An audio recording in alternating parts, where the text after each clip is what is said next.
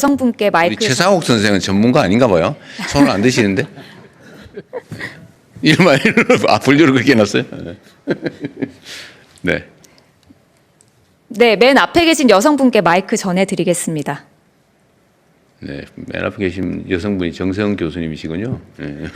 예, 충남대학교 경제학과에서 학생들을 가르치는 정세은입니다. 저는 실수요자 위주로 부동산 시장을 바꾸겠다라고 하는 그 정책 방향에 대해서 정말 공감을 합니다. 그러나 이 실수요자가 누구냐라고 했을 때 정책의 대상이 되어야 할 핵심 실수요자에 대한 정의가 좀 되어야 한다고 생각합니다. 제가 학교에서 학생들을 가르치는데 공부 잘하는 상위 5% 학생들은 가만히 내버려도 잘 알아서 합니다. 그래서 저희가 관심을 기울여야 할 애들은 아니면 또 이 수요자들은 무주택자인 하위 50% 그리고 정상 범위의 가격의 주택을 가진 전국 평균 아파트 평균이 5억이거든요. 그 정도의 아파트를 가진 수요와 공급을 그리고 금융을 거기에 포커스를 맞춰야 하는 것 같고요.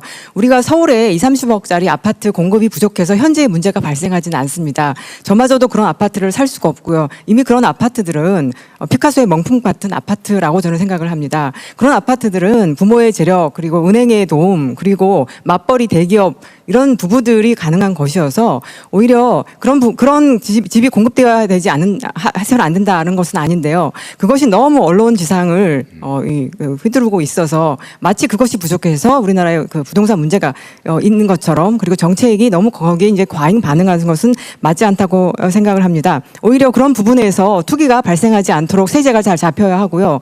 그곳에서 투기가 발생해서 그 가격이 올라가면 거기만 올라가는 것이 아니라 서울 전 지역에 그리고 지방에 제가 사는 대전 같은 경우에도 핵심 지역의 가격을 올리고 그러다 보면 자산 양극화 이런 것들이 있거든요. 그래서 제가 기대하기로 이제 조만간 세제 개편안이 나올 텐데 이 세제 개편안이 좀 강력한 것이어야 된다고 생각합니다.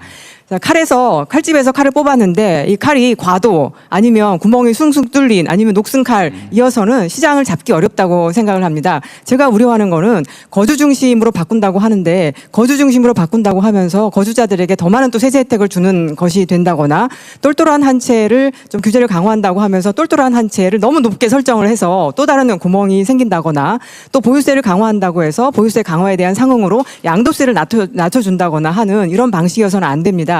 지난번 문재인 정부 때 초기에 다주택자 규제를 강화하면서 똘똘한 한 채나 주임사 제도에 대한 이 과세를 약화했던 것이 큰 구멍을 만들어냈거든요. 그래서 이번에는 정말 좀 이 정도면은 제가 지역에 내려와서 2005년에 지역에 내려와서 2010년에 5억짜리 집을 샀는데 지금도 5억입니다. 저는 불만이 하나도 없습니다. 그런데 서울에 살지도 않으면서 서울에 집을 사는 사람들이 불로소득을 어마어마하게 누리는 걸 보면 나도 이제 떠야 되나? 이런 생각을 합니다. 이런 생각하지 않도록 실거주하는 사람들 위주로 부동산 시장이 될 수 있도록 이번에 부동산 세제는 좀 강력하게 좀 나와줬으면 좋겠습니다. 감사합니다. 그럼 마이크 드신 김에 똘똘한 한 채라고 하니 사실은 우리 사회에 심각한 문제를 야기했죠. 그러니까 가장 효율적으로 투기할 수 있는 기회를 만든 측면이 있죠. 물론 정책 당국자의 의도는 그건 아니었어요. 일가구 1주택을 존중하고 보호하자. 하다 보니까 대신에 그 비싸든 싸든 똑같이 취급하다 보니까 효율적으로 한 채를 사서 투자 이익을 누리게 된 거죠. 그런데 거기다가 이제 거주용이냐, 주거용이냐, 아니면 투자 투기용이냐를 구분하지 않다 보니까 정말 작은 구멍에서 엄청난 일이 벌어진 거죠. 이게 대한민국 부동산의 특성이라고 할 수 있는데 이 압력이 너무 높아서 투자 투기 압력이 너무 높아서 조그마한 구멍만 있어도 거기가 뻥 터져버리거든요. 온갖 걸 잘해놔도. 그 문제 중에 하나였던 것 같은데요. 그러니까 어떤 선도적인 아파트 가격이 다른 데를 끌어올린다. 이광수 선생 주로 주장이신 것 같은데 일리가 있는 얘기 같아요. 어디가 오르면 따라 오르는 거죠. 키 맞추기를 하고. 그래서 이거를 좀 규제해보자는 생각 중에 하나가 이제 초고가 주택을 누르자. 쭉 단지들이 있으면 여기를 누르면 단계적으로 계속 올라가는 수요가 있어서 어딘가 막히면 단계적으로 더 압력이 줄어들지 않겠나 이 생각이잖아요. 그렇게 할 때 그럼 어느 정도의 예를 들면 세부담 이게 어느 선에서 어느 정도가 적정한지 한번 그 얘기 한번 해보시죠. 뭐 예. 다양하겠지만 간단하게. 똘똘한 한 채는 뭐 현재 간단하게 얘기하면 종부세 대상일 거다. 일단은 현재 기준으로 본다면. 비주거용과 비주거용, 그 주거용이 아닌 이걸 구분할 거냐? 구분한다면 어느 정도 가중할 거냐? 초고가로 만약에 키재기 경쟁을 누른다면 어느 금액에서 어느 정도가 적정하냐? 그 얘기를 한번 듣고 싶어요. 네, 다른 얘기 말고. 알겠습니다. 예. 저는 실거주에 대해서만 뭐 보호를 한다면 보호고 해야 될 것 같고, 그리고 전국 평균 가격이면 너무 낮을 수 있어요. 그래서 전국 평균 서울은 가격에 전국 평균 가격 아파트가 없어요. 예, 평균 가격이 한 2배 정도. 근데 이제 거기에 그 이상이 돼서 걸리더라도 거기까지는 봐주고 그 위에 차액에 대해서 주는 것이기 때문에 어느 정도 그러니까 정도는 예, 그래서 전국 평균의 한 2배 정도까지 10억 이상은 초고가로 보자. 예. 네. 그렇습니다. 아니, 저 5억짜리 가중은 집 어느 정도? 예? 가중은 어느 정도? 가중이라뇨?